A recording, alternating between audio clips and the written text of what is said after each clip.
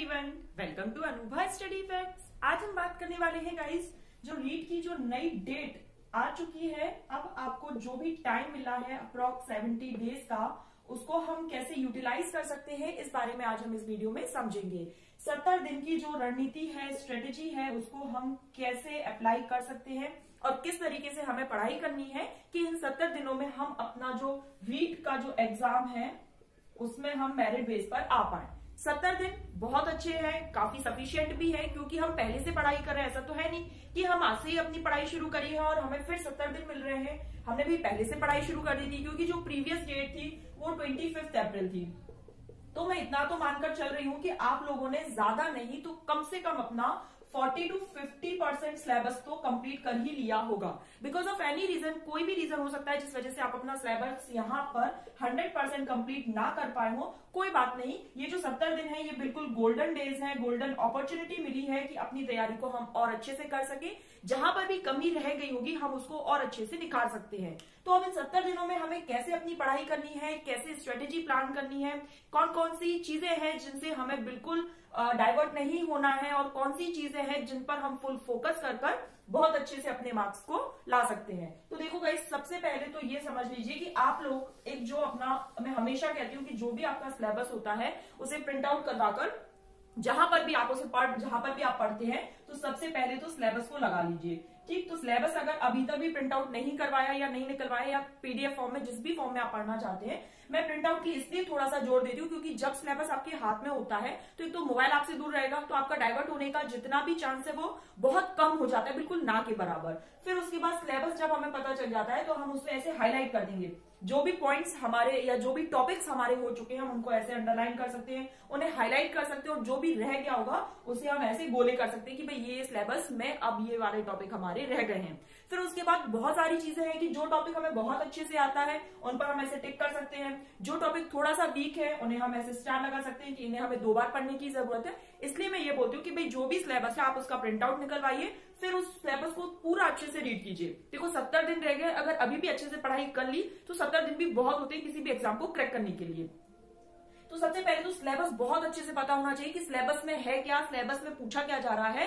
Syllabus जैसे ही हमें पता चलेगा तो प्रीवियस डेज में जितना भी आपने पढ़ रखा है, भाई मैं ये मानकर चल रही हूँ कि आपने कुछ ना कुछ तो पढ़ रखा है, तो जितना भी पढ़ रखा है उस सबसे पहले उसको टिक कीजिए कि हाँ भाई ये मेरा पोर्शन हो गया है, मेरा इतना पोर्शन रह गया, इस पोर्शन में मैं बहुत अच्छी हूँ या अच्छा हूँ, और ये थोड़ा सा वीक है जिस पर मुझे बहुत अच्छे से अपनी कमांड करनी होगी। और अननेसेसरी टॉपिक्स मत पढ़ने बैठ जाना। 18 घंटे 20 घंटे लोग बाग बोलते हैं हम तो सब पढ़ते ही रहते हैं दिन भर, हमें तो ना सोने खाने कुछ की सुध नहीं रहती, हम तो केवल पढ़ते। तो ऐसा भी नहीं होना चाहिए। टाइम अगर 70 दिन है, आप 6 घंटे भी पर डे पढ़ रहे हैं तो मेरे हिसाब से सफिशिएंट, एक्चुअली मैं तो मोर देन सफिशिएंट कहूंगी। अगर आप मन से बिना डाइवर्ट हुए किसी भी एक काम को 6 घंटे मन से कर रहे हैं, आप इसको चाहे तो 1-1 घंटे के 6 इंस्टॉल ले सकते हैं कि भाई हाँ ये हो गया, ये हो गया, ये हो गया, या आप चाहे तो 1.5 घंटे, या आप चाहे तो 2 घंटे के 3, भाई जिसके जो आपको ठीक लगे, जो आपके लिए सूट करता हो वो आपको अपने हिसाब से पढ़ना है। बट आप 6 से 7 घंटे भी अगर पढ़ लिया तो आई थिंक बहुत रहेगा। क्यों? क्योंकि एक दिन 11 घंटे पढ़ लिया, एक दिन फिर 10 घंटे पढ़ लिया, और फिर सीधे 7 दिन तक हमने कुछ पढ़ा ही नहीं। अब आप एवरेज देखो क्या जा रहा है आपका एवरेज, खुद देखो आप। लेकिन अगर आप 6 घंटे पढ़ते हैं और पर डे पढ़ते हैं 7 दिन लगातार, क्योंकि भाई ये तो लंबी रेस है ना, ये तो 70 दिन की है, तो अगर हम 6 घंटे या 5 घंटे भी पढ़ रहे हैं तो आप वीक में आवर्स देख सकते हैं, फिर आप 70 दिन के हिसाब से कैलकुलेट कर सकते हैं। लेकिन फर्स्ट डे 10 घंटे पढ़ लिया, दूसरे दिन 10 घंटे पढ़ लिया, और फिर पता चला मैं 15 दिन तक हमने केवल 1 घंटे भी नहीं पढ़ पा रहे, तो ऐसा भी नहीं होना चाहिए। अगर कंसिस्टेंसी रख रहे हो, जैसे 2 घंटे की भी अगर कंसिस्टेंसी रख रहे हो तो 2 घंटे भी सफिशिएंट है, 3 घंटे की रख रहे हो बहुत अच्छी बात है, 5-6 घंटे की रख रहे हो तो सबसे अच्छी बात है। बट ऐसे नहीं कि 2 दिन 10 घंटे पढ़ के हमें 15 दिन हमें पता ही नहीं, हमारी बुक्स नहीं है, हमारा सर दर्द हो रहा है, हमें फ्रस्ट्रेशन हो रहा है, हमें टेंशन हो रही है, ये बहुत सारी चीजें रहती है। तो ये सब नहीं होना चाहिए। अगर पढ़ रहे हो तो कंसिस्टेंसी रखो और थोड़े थोड़े आवर्स बढ़ाते रहो। जैसे अगर शुरुआत कर रहे हो 1 घंटे से, फिर 2 घंटे से, फिर 3 घंटे से, तो अगर ऐसे भी कंसिस्टेंसी धीरे धीरे बढ़ाकर आपने 5 से 6 घंटे कर ली तो 70 दिन बहुत है किसी भी एग्जाम को क्रैक करने के लिए। ये बात यहाँ पर सिलेबस की आ गई, तो सबसे पहली और मोस्ट इंपॉर्टेंट पॉइंट है हमारा सिलेबस। सिलेबस बहुत से लोगों ने क्या करा होगा, तैयारी शुरू कर दी होगी, लेकिन उनको सिलेबस नहीं पता होगा कि सिलेबस है क्या और कौन कौन से टॉपिक्स है जो कि एग्जाम के पॉइंट ऑफ व्यू से इंपॉर्टेंट है। वो अननेसेसरी कुछ भी पढ़े जा रहे हैं। फिजिक्स भी आनी है, केमिस्ट्री भी आनी है, साइंस में बायोलॉजी भी आनी है, मैथ्स हो तो मैथ्स भी अच्छा खासा आना है। तो ये सब चीजें पता होना चाहिए कि भाई एग्जाम के जो पॉइंट ऑफ व्यू से इंपॉर्टेंट क्या है, अननेसेसरी पढ़ने नहीं बैठ जाना है। फिर उसके बाद सिलेबस के बाद जो दूसरी सबसे महत्वपूर्ण चीज आती है वो आता है आपका previous year paper. Previous year paper आप किसी भी पब्लिकेशन का ले सकते हो। यहां पर मैं ऐसा कोई एक पब्लिशर का नाम रेकमेंड नहीं करूंगी, जो भी पब्लिशर, क्योंकि क्या होता है अगर पब्लिशर के नाम रेकमेंड कर दो तो लगता है कि भाई ये स्पॉन्सर्ड वीडियो, और यहाँ पर कोई भी स्पॉन्सर्ड वीडियो नहीं रहती। मैंने बुक्स के बारे में आपको बताया, एमपी टेट की बुक्स बताई, रीड की बुक्स बताई, तो यहाँ पर कभी भी कोई स्पॉन्सर वीडियो नहीं रहती। इसलिए जिस भी पब्लिकेशन का आपको ठीक लगे या जो भी आप चाहते हो, तो प्रीवियस ईयर जो क्वेश्चंस है उनको लगाओ। इनको जरूर मल्टीपल टाइम्स लगाओ। एक पेपर जैसे 2011 का मिल गया, 12, 15, 17 जो भी आपको मिलता है, कम से कम उसको 4 बार तो लगाओ। सिलेबस कम से कम 2 से 3 बार रीड करो। 2 से 3 बार जब रीड करोगे तब जाके वो माइंड में सेट होगा, और जहां पर पढ़ने बैठ रहे हो वहां पर सिलेबस को होना जरूरी है, ताकि आप उस चीज को बार बार देखते रहो। आपकी आंखों से जब वो चीजें बार बार निकलेंगी तो आपको पता चलेगा हाँ मेरा इतना हो गया है, मेरा इतना % रह गया है, ये सब चीजें। प्रीवियस ईयर क्वेश्चन, कोई से भी किसी भी पब्लिशर के प्रीवियस ईयर क्वेश्चन लगाओ, उनसे एनालिसिस करो कि आप कहां पर स्टैंड कर रहे हो।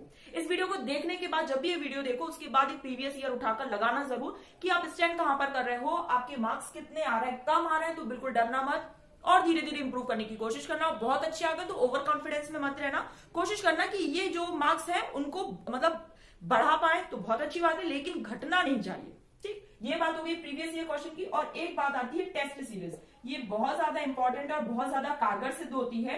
तो किसी भी कोई सा भी आप ले सकते हैं, जिसकी भी अगर आप टेस्ट सीरीज ज्वाइन करना चाहते हैं, टेस्ट सीरीज से जो एफएलटी वाले टेस्ट रहते हैं बहुत ही ज्यादा इंपॉर्टेंट है, बहुत बहुत बहुत इंपॉर्टेंट है। मैं बार बार कहती हूँ कि भाई टेस्ट सीरीज किसी की भी लो, ये मैटर नहीं, मतलब जो आपको ठीक लगे, क्योंकि एक दो मॉक उनके जो रहते हैं वो फ्री ऑफ कॉस्ट रहते हैं। तो एक मॉक लगाकर देख लो, उस मॉक से आपको पता चल जाएगा कि ये टेस्ट सीरीज कैसी है, फिर आपको अकॉर्डिंग टू योर बजट आप उसको परचेस कर सकते हो। तो टेस्ट सीरीज से एक तो इवैल्यूएशन होता है कि हम कहां पर स्टैंड कर रहे हैं, हमारे मार्क्स कैसे आ रहे हैं, एक प्रॉपर सिटिंग हो जाती है। भाई 2.5 घंटे का पेपर है, आप सबको पता है, 150 क्वेश्चन आ रहे हैं और 150 ही मिनट मिल रहे हैं।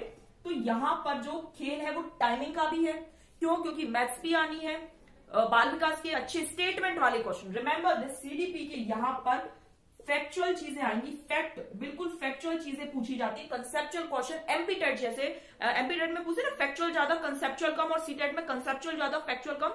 तो रीट में भी जो है वो as it is MP TET, मतलब फैक्ट वाली चीजें ज्यादा आएंगी। ये स्टेटमेंट किसके द्वारा दिया गया है, सूच का सिद्धांत किसके द्वारा दिया गया है, आहा मोमेंट किस थ्योरी में, मतलब इस तरीके से क्वेश्चन आएंगे।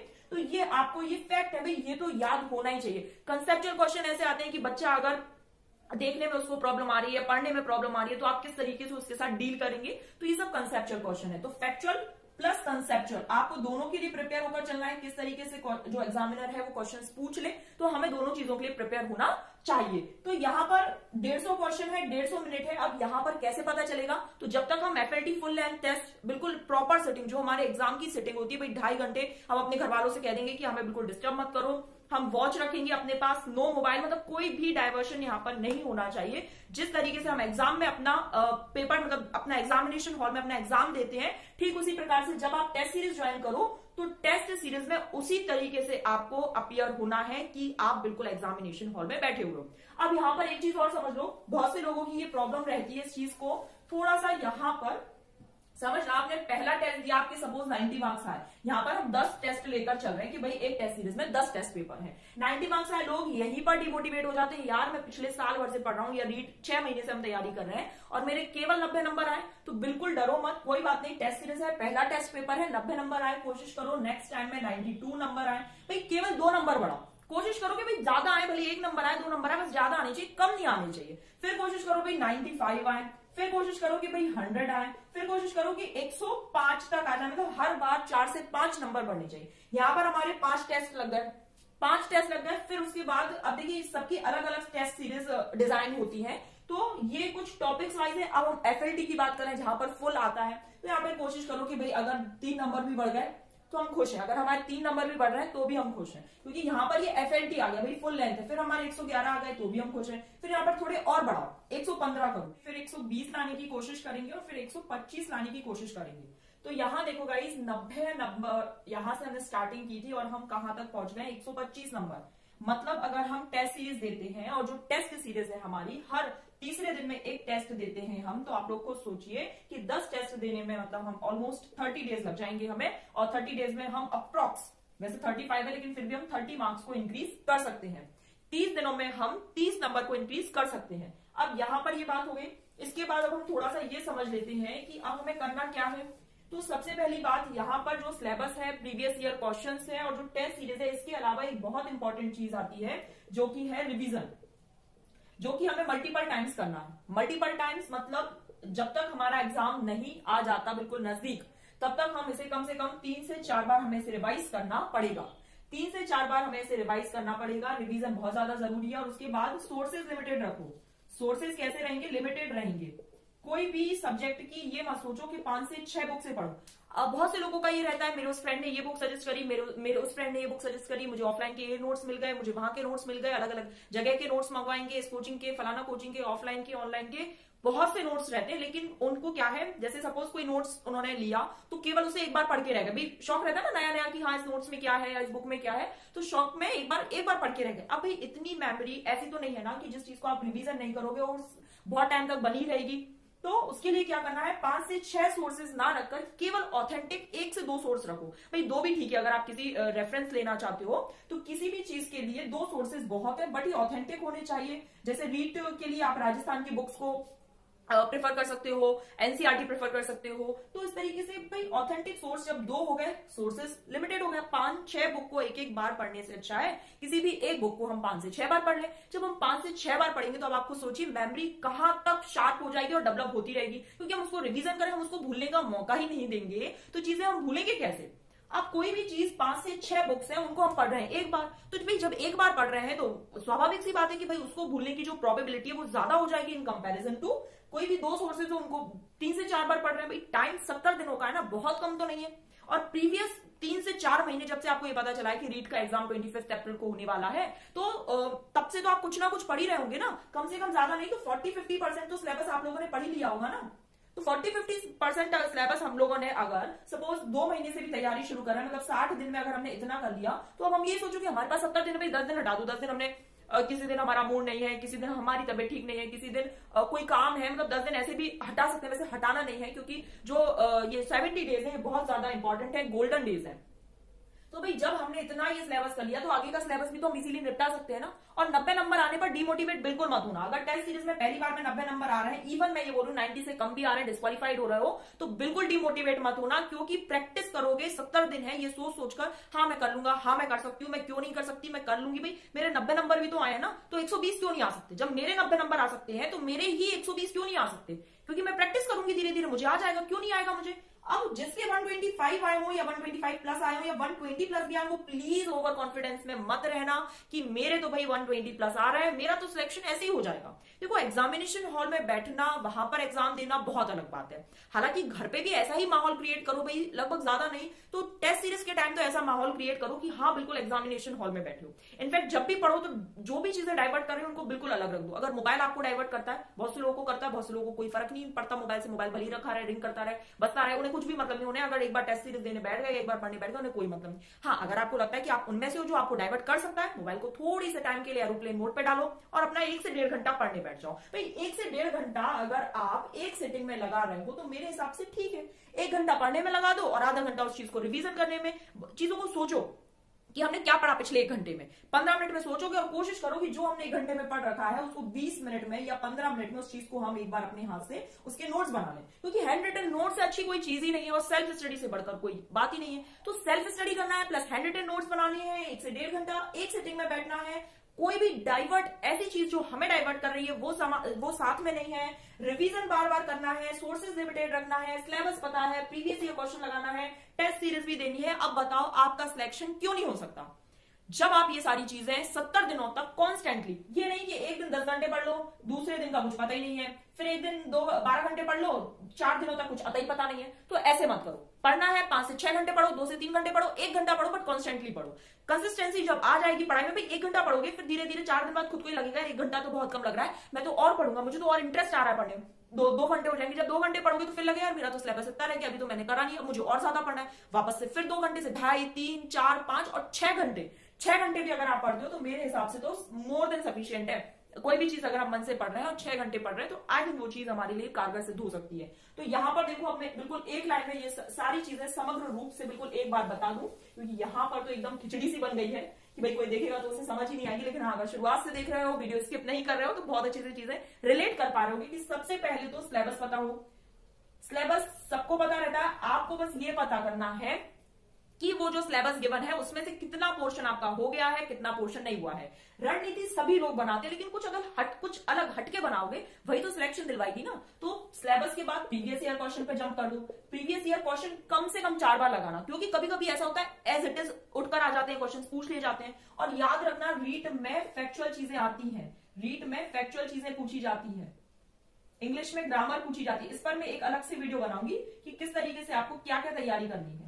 तो इंग्लिश में ग्रामर पूछी जाती है, यहाँ पर फैक्चुअल चीजें, जो स्टेटमेंट गिवन है, स्टेटमेंट्स गिवन होते हैं ना, भाई इस साइकोलॉजिस्ट ने ये कहा, ये साइकोलॉजिस्ट कहां से बिलोंग करता है, ये कथन किसका है, तो ये सब चीजें आती हैं। प्रीवियस ईयर क्वेश्चन कम से कम 4 बार लगाना। एक प्रीवियस ईयर मतलब जैसे 2017 का लिया या 2011, 12 या 15 किसी का भी लिया, तो एक सेट पेपर को कम से कम 4 बार लगाना। और 150 क्वेश्चन रहते हैं, 150 ही मिनट लेना।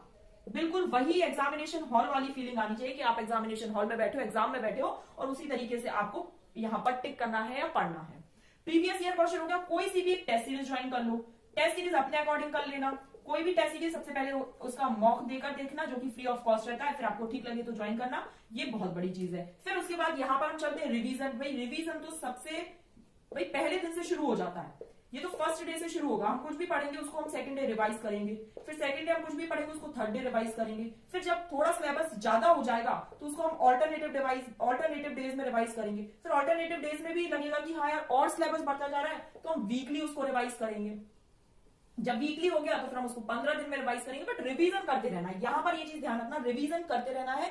रिवीजन बहुत ज्यादा इंपॉर्टेंट है, ठीक। तो रिवीजन करते रहना है। जो भी सोर्सेज है वो ऑथेंटिक हो, ऐसे नहीं कुछ भी सोर्सेज उठा के पढ़ने बैठ जाओ। सोर्सेज ऑथेंटिक हो, एरर लेस हो, मतलब एरर फ्री तो देखो कुछ भी नहीं होता, बट हाँ बहुत कम गलतियां जिसमें दी होती है तो वो ऑथेंटिक सोर्स माना जाता है। तो देखो गाइज, यहाँ पर 70 दिन की स्ट्रेटेजी में एक अनुमान पूरी चीजें पता चली कि हमें करना ऐसे ऐसे। अब इसका जो बिल्कुल एक एक चीज टुकड़ों में बांटते हैं ना, जैसे एमपीडेट में मैंने बांटा था 50 दिन की जो रीट वाली स्ट्रेटेजी, उसमें बांटा था कि भाई इन दिनों को ऐसे से डिवाइड करके इतने इतने दिनों में हमें ये सिलेबस कंप्लीट करना है। ये मैं आपको 60 डेज की स्ट्रेटेजी में आपसे शेयर करूंगी। 70 दिन की स्ट्रेटेजी में ये समझ लो, syllabus, previous year question, test series, revision, ये बहुत ज्यादा इंपॉर्टेंट है। प्रीवियस ईयर क्वेश्चन से पूरा अनुमान लग जाएगा कि क्वेश्चन किस तरीके से पूछे जाते हैं। तो आज की वीडियो इतनी ही, जिसमें हमने 70 दिन में हमें क्या क्या करना है, कंसिस्टेंसी बनाए रखनी है, कंसिस्टेंसी कैसे बनाए रखनी है ये आप सबको पता चल गया होगा। डिमोटिवेट बिल्कुल नहीं होना है, तो ओवर कॉन्फिडेंस भी नहीं लाना है अपने अंदर, और ये बिल्कुल करते रहिए, धीरे धीरे धीरे करते रहेंगे, आपको खुद अपने आप में अंतर दिखेगा। सेशन पसंद आया तो लाइक शेयर सब्सक्राइब कीजिएगा, शेयर उन लोगों के साथ कीजिएगा जो लोग रीट की तैयारी कर रहे हैं, और आप टेलीग्राम पर भी जुड़ सकते हैं पीडीएफ के लिए। नेक्स्ट टॉपिक जो हमारा 60 डेज की स्ट्रेटेजी वाला रहेगा उसको मैं शेयर करूंगी जल्दी ही। चलिए, थैंक्स फॉर वॉचिंग दिस।